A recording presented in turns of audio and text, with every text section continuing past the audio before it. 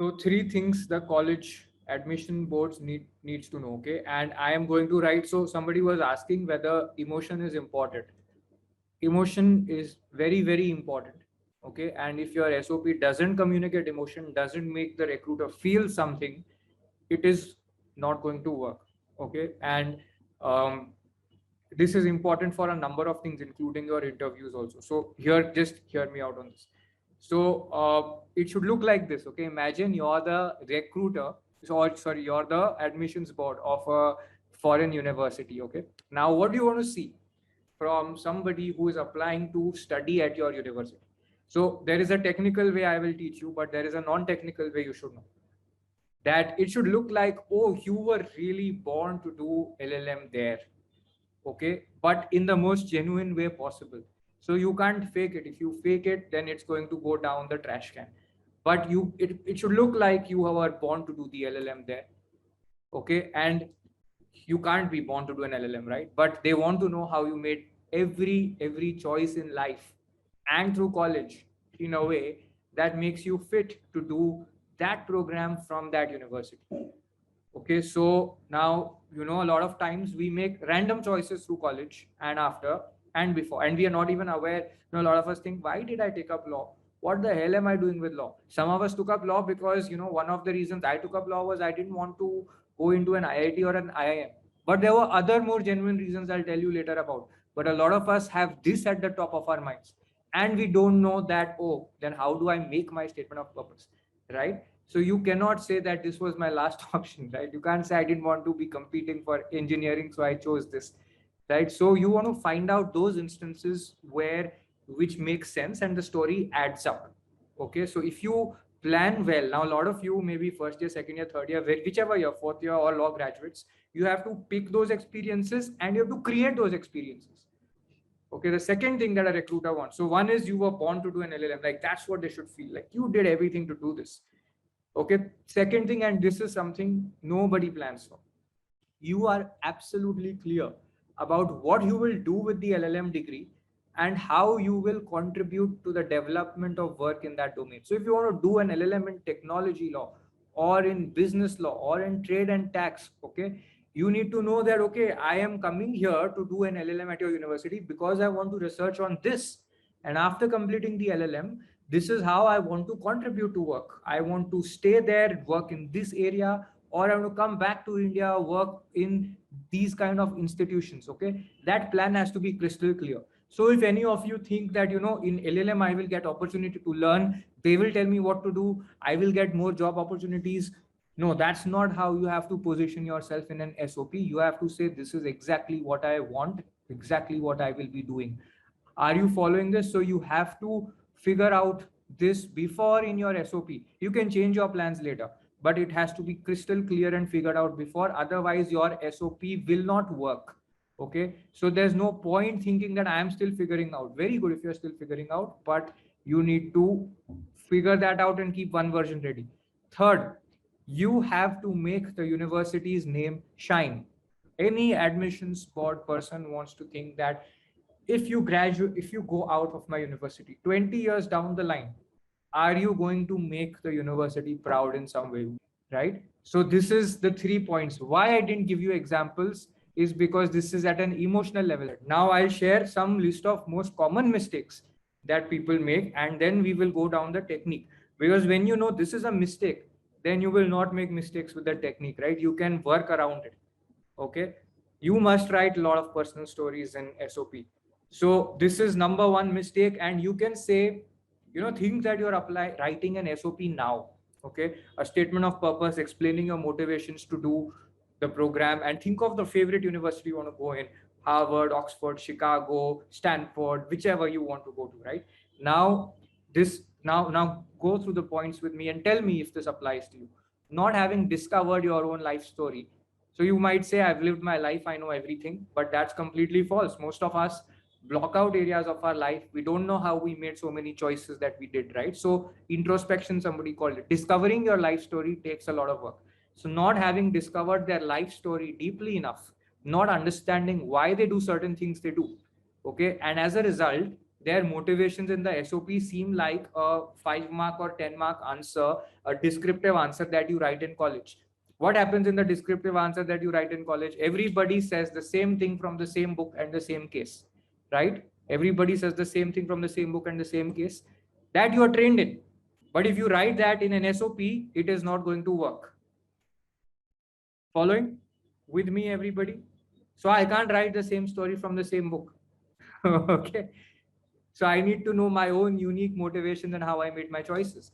A good SOP will otherwise can drastically improve your chances despite an otherwise average academic performance. And a bad SOP can bring down all the good stuff you have in your CV. Okay, so this is important. A lot of people have not done enough work or activities in their college on that area. So there is too little for them to substantiate their motivations. So what happens, you can come up with a very fantastic emotional story that you had as a child, but there's very little you did after that to follow through. Okay, then what is the point of it, right? Then it is going to be all faff in the air, and the admissions board will know. So this usually happens when you have decided to go for an LLM as an afterthought. You know, in the last year you decide, okay, now I think LLM is the best idea. So there's too little preparation. You haven't planned out your college activities in a way to do LLM and to move abroad. Okay, and so a lot of your college activities have been thoughtless and they have been random, not directed towards an LLM. They might be great activities. You might have done lots of MOOCs, lots of conferences, or lots of cultural stuff, but it's not directed towards moving abroad, right? So I'm going to give you example now. You know, everything from your choice of subjects, your electives, your extra courses, your internships, your papers, life experiences, okay, even where you choose to travel to, you can use an example of a vacation and say, I went to this country to understand how it would be to live and study there, and interviewed people. Okay, so because I have eventual dreams of settling there, those kind of things you can say. Pro bono work can potentially be connected to your SOP to show a strong purpose for why you have a specific interest in pursuing LLM. But this, if you don't plan before, afterwards you'll only be left with whatever you've done in your college. So do you want to plan your life in college and even work activities? Okay, after work also, if you're going to apply, you can plan things, right, over the next 1 or 2 years. So do you want to apply, do you want to plan for it before, or do you want to plan for it after? Okay, so your best chance of acing this is if you plan before consciously rather than trying to find the reasons afterwards. If you go to an educational consultant who's charging you 50,000, 20,000, 2 lakh rupees, okay, what are they helping you with? That's your last resort, that, oh, now this is the only CV I have. Now help me find out the gold in what I have done, right? It may not, your life story may not have been led like a gold mine for that LLM, but there's no option, right? So sometimes you don't want to do it that way. Absence of real communication in your SOP. So your SOP doesn't communicate idea, emotion, motivation. It doesn't make the interviewer feel anything. I am a classic person. Now I'm practicing speaking a lot, right? I take a lot of sessions so I can communicate emotionally. But initially, when I started, like first 2, 3 years, 4 years of, starting IP leaders and all of that, I was good at writing only descriptive stuff. Still, I happen to go into that category a lot. So how do you, descriptive means what? Analytical, descriptive, like a classic answer, case law, logic. But no emotion, nothing. People will feel, oh, this is a standard boring thing. They'll not remember it. Okay, you eat a tasty dish in a restaurant, some of those you will really remember. But you eat like a standard chili paneer chicken tikka, standard everywhere, right? So you don't want to be like that. You want to be memorable and stand out, right? That is what you have to develop, and law school doesn't train us for it. So absence of real communication happens. Okay, some people call it drafting skills, but it's not drafting skills. It is communicating your motivation and emotion.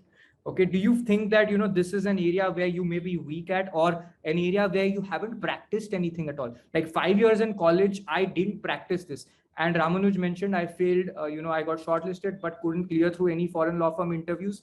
This was the reason. Orally also, I could not communicate the emotion. Okay, so that's the classic example. You can write answers, do MOOC memorials, all of that, but when you have to communicate story, emotion, and the most difficult part, be authentic, meaning be true to yourself, your motivations, and be vulnerable and talk about your shortcomings. That is very difficult. The admissions board needs to know you as a person and as a professional through a document, but they should be able to get a flavor of who is speaking to them.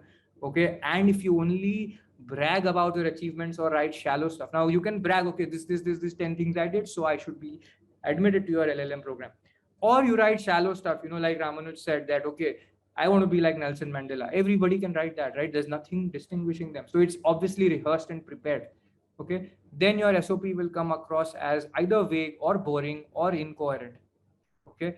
Even if you could have been a good candidate, the university admissions board may miss the point.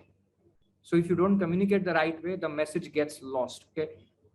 Whatever happens, if you type a message on WhatsApp, you press send, it gets delivered, right?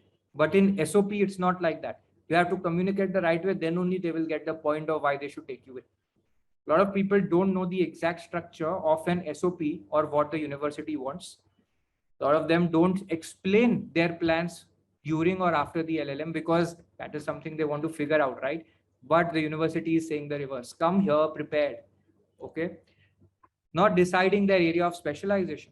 I could do X or I could do Y. How do I know what interests me? Let me explore. Maybe I should try Z out first. If these are thoughts that are going on in your mind now, and you are going to be writing an SOP, this is going to destroy it.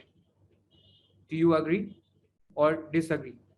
Then this is particularly common to those who opt for LLM right after LLB, especially, right? Because you are a fresher, you've just completed law school, you want to try out a bunch of things. So how do you exactly choose? And they are lost on the specialization and only focus on the university. Big brand name, that's all that matters. Who cares? And then you're trying to mold your SOP to that big brand name, but not clear about what you want to do. This is a problem. Okay. And then, of course, I've explained this. So I will not go into it. So what you will do in the LLM program, what you will research on, okay, even what your research will be on, you must explain. And then why that university? So customization is very important. You should do some research on the university and identify who are the leading faculty there, what kind of academic work is produced there, what the university is known for, okay, who are the leading alumni of that university. So you want to paint the picture of the idea that what kind of people emerge from that university, what kind of teaching is there, what kind of people you want to be associated with. Okay. And this has to be done separately for each university. Okay. And after LLM, what we'll do? This one is a very important one. Okay. People struggle with English grammar and vocabulary expression, so they don't use the right language. They may make mistakes, and grammatical mistakes in a 1200 word SOP can kill it for you. You cannot have space for typos, wrong English grammar, any of this, it will get thrown out. Okay.